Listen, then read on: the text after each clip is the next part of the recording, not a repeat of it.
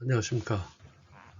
인간 관계학 강론의 강의를 맡은 우광석 교수입니다. 지난 시간에는 문화의 다양성에 대해서 배웠습니다. 다시 한번 잠깐 이 다양성을 설명을 하면 여러 가지 다원주의에서 입각하면 된다라고 지난 시간에 제가 말씀을 드렸고요.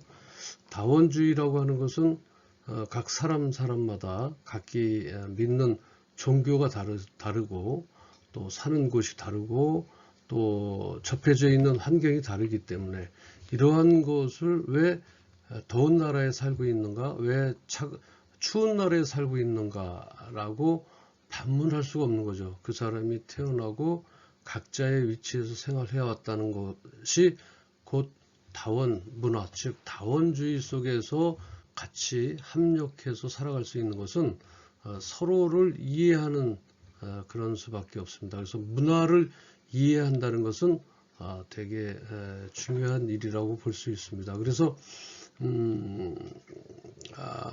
그 나라의 언어를 배우려면 먼저 문화를 배워야 여러 가지 언어를 이해할 수 있고 또 그 언어를 빨리 습득할 수 있다라고 하는 것도 지난 시간에 여러분들에게 말씀을 드렸습니다.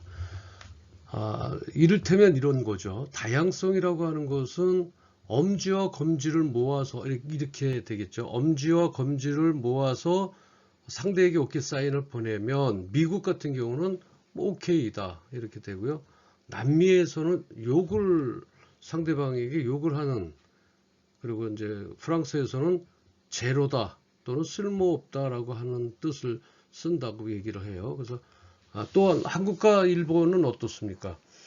우리는 돈 문화이죠. 이렇게 하면 돈을 뜻하는 그 문화 간의 각 차이를 우리가 알 수 있었다라고 하는 게 지난 시간에 그 다양성에 대해서 배웠습니다.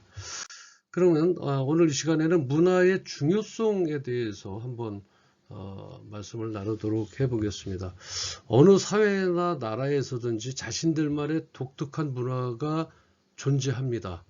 우리나라는 우리나라의 독특한 문화가 존재하죠. 우리나라는 어떤 문화가 존재할까요? 우리나라는 옆에 보시면 아시겠지만 이렇게 나란 말씀이 딩기게 달아 서로 문자어로 서로 삼았디 아니할세, 이런 전차로 어린 백성이 니르고자 할 빼이셔도, 이렇게 우리나라 글을 우리나라에서 직접 만들어서 사용하고 있다는 그 문화의 중요성이 있습니다.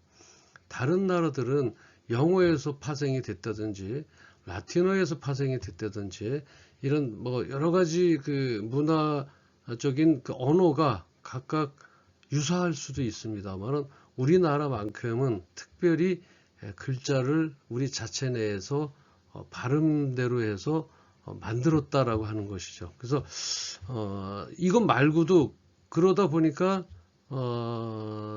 독특한 문화가 존재하고 형성된 문화가 그 사회의 독특함을 드러 나타나게 하는 문화 민족은 생명력이 아주 강합니다. 그래서 우리는 그 조직의 문화가 독특하고 튼튼한 뿌리를 내리면 어떠한 환경의 변화와 어려움이 닥치더라도 건재하다, 이렇게 말할 수가 있습니다. 문화의 중요성으로서 이제 우리 독특한 문화는 어떤가요?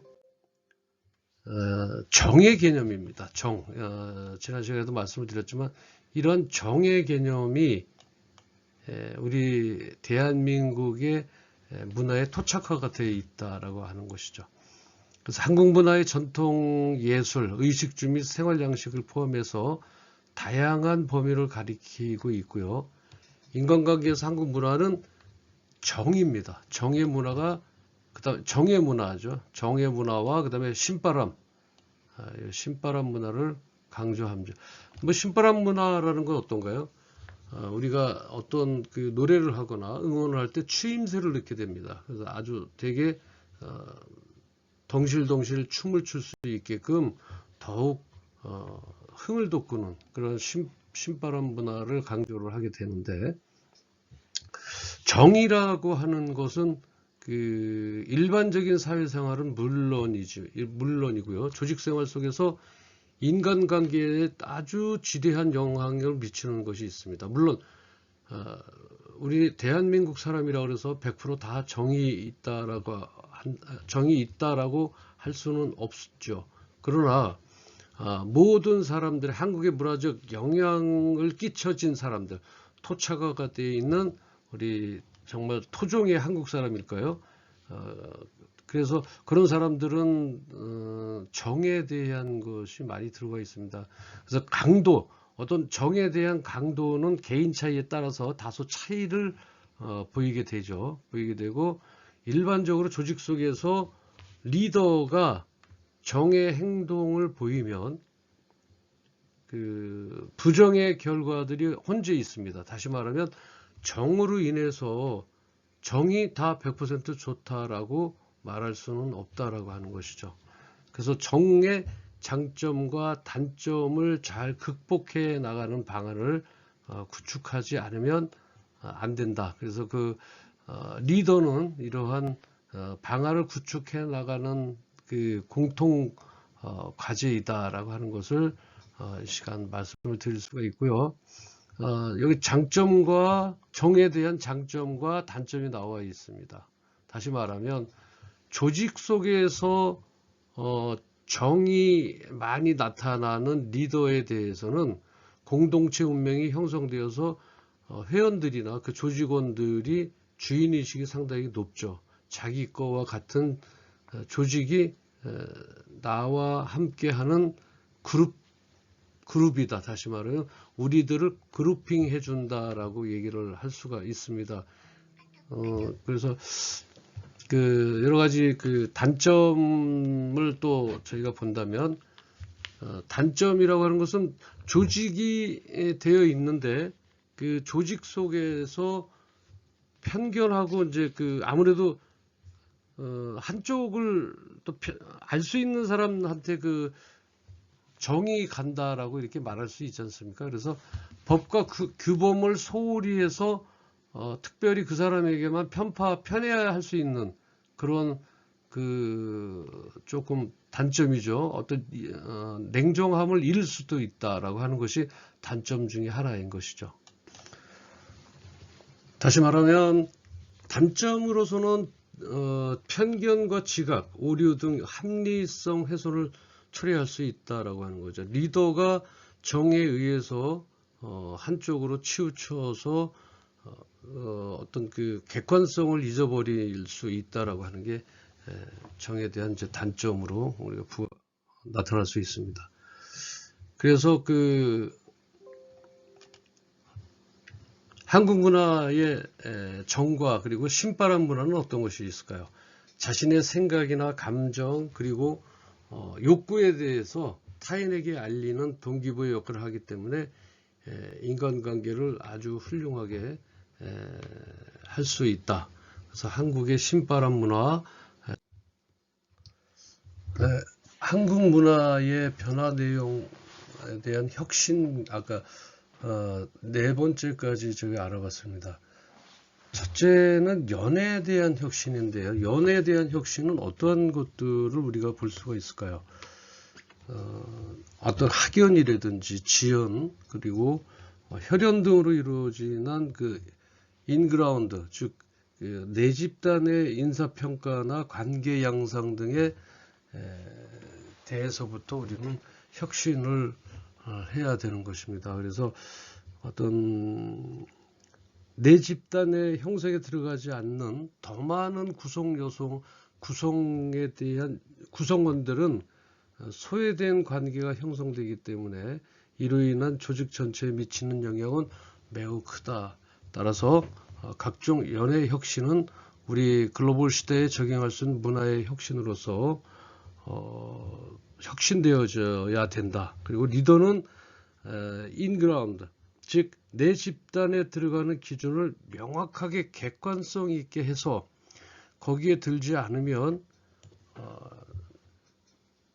절대적으로 가입과 또는 그 조직에서 내쳐지는 그러한 것들을 아주 냉정하게 생각을 해서 혁신적인 연애 혁신을 이루어야 된다. 이렇게 중요한 것은 내 집단과 외 집단은 영원히 존재할 수도 없고 또 존재하지도 않는 그런 조직 문화를 형성해야 된다라고 하는 것이 연애에 대한 혁신의 아주 기본 키포인트라 이렇게 생각할 수 있고요. 그 다음에 고배경 문제에 대해서 보면 고배경 문화와 저배경 문화의 조화 창조에서 보면 가부장 어떤 그 사람마다 개성의 특성이 있듯이 각 조직도 조직마다의 특성이 있습니다. 그래서 나라마다 문화의 차이가 있다는 것은 우리가 여러 번 말씀드려왔고요. 한 나라 안에서도 각 조직마다 또 문화의 어떤 차이가 존재합니다. 한국은 고배경 문화입니다. 아주 그 다음에 이것을 나라별로 한다면 미국과 영국 같은 나라는 저배경 문화이기 때문에 우리나라 같은 고배경 문화에서는 인간관 속에서 타인에게 싫은 요기를 잘 못합니다. 그래서 둘러서 얘기한다든지 다른 예를 들어서 이렇게 얘기를 하는 반면에 저배경 문화에서는 아주 직설적으로 정황불문 등 관계를 고려하지 않고 직설적으로 대하는 것이죠. 그래서 고배경 문화나 저배경 문화에서는 관계는 장단점이 따릅니다. 따라서 글로벌화 사회 속에서 다양성을 가진 문화에 적응하고 사회 변화 흐름 속에 순응해서 인간관계를 잘 해야 된다. 그래서 고배경 문화와 저배경 문화를 상황 적합하게 조화를 이루는 문화로 혁신하여야 한다. 이렇게 말씀드릴 수가 있고요. 셋째로 가부장제도 문화의 변신인데요. 이것도 혁신에 대한 문제점이 있습니다. 글로벌 사회 속에서 다양성을 가진 문화에 적응하고 사회적 변화 흐름에 순응해서 인간관계를 잘하기 위해서는 어떤 권위적이면서 아주 리더의 권위적인 면이나 그러한 것에 굴복시키려고 하는 그러한 가부장적인 문화는 좀 변신돼야 되지 않느냐. 네 번째는 관료제 형식주의의 문화 혁신인데요. 관료제 혁신주의의 문화는 상대의 의사를 무시하고 또 권위적, 독선적, 또 억압적인 행동을 보이는 것이 관료제 형식주의 문화, 관료제 형식주의다 이렇게 얘기할 수가 있습니다. 장점은 개성시켜 나가고 역기능적인 요소는 그러니까 합리적이고 실질적인 주의를 중시하는 문화로 바꿔 나가야 한다. 조직의 쇄신과 창조를 통해 발전해 나갈 수 있는 그리고 미래지향적이고 창의적인 조직 문화로 바꿔 나가는 것이 시대 흐름에 동참하는 것이다. 이렇게 말씀드립니다. 네, 한국 문화의 변화 내용 및 혁신에 대해서 마지막으로 관료제 형식주의 문화 혁신인데요. 이거는 어떤 자기 자리의 위치에 있어서 그 위치를 통해서 모든 것을 억압하려고 하는 그런 문제들은 혁신에 돼야 된다. 이렇게 말씀드릴 수 있고요. 이상으로 같이 제2장 문화와 인간관계는 여기서 마치고요. 다음 여러분들의 교재 잠깐 보겠습니다. 여러분들의 교재 제3장 인간의 이해 여러분들의 교재 50페이지입니다. 50페이지에 보시면 제3장 인간의 이해 50페이지를 펴시고 제3장으로 들어가도록 하겠습니다. 수고하셨습니다. 이제 저희가 조금 한번 여기 1장